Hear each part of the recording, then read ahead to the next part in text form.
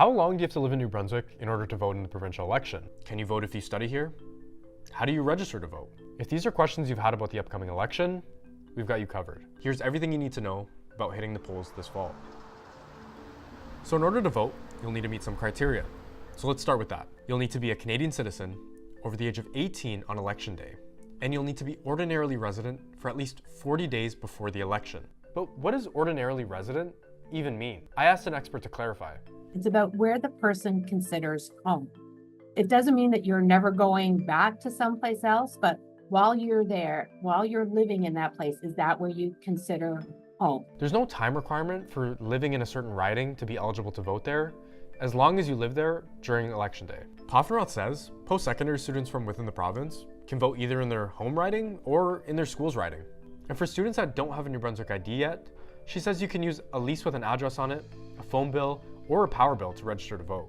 She even says Elections MB has streamlined the process for those living in residence. And what we've done for university students that are living in residence on a university campus in New Brunswick, we at Elections New Brunswick have created a form that the university administration can fill out confirming that the student lives in residence at this address. So that would be applicable even to students who are New Brunswick residents. For example, a student from Miramichi that's studying in Sackville or studying in Fredericton and lives in residence. And if you recently moved and your address isn't updated on your ID, don't sweat it. You can call Elections New Brunswick and update it with them. Now that we've got eligibility out of the way, let's talk about what the process will look like for a new voter. To start, you'll need to figure out what riding you're in and where you'll be voting.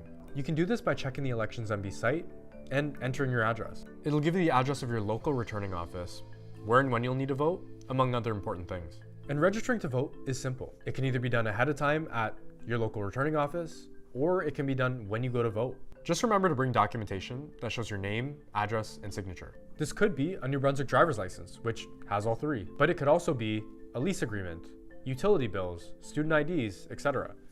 But Poffenroth encourages new voters to register ahead of time at their local returning office. And if you voted previously, it's even simpler. You'll receive a voter information slip in the mail, and it will basically tell you where and when to vote. Poffenroth says these voter information slips should start landing in mailboxes on October 7th. If you don't receive one, you can use the online database too.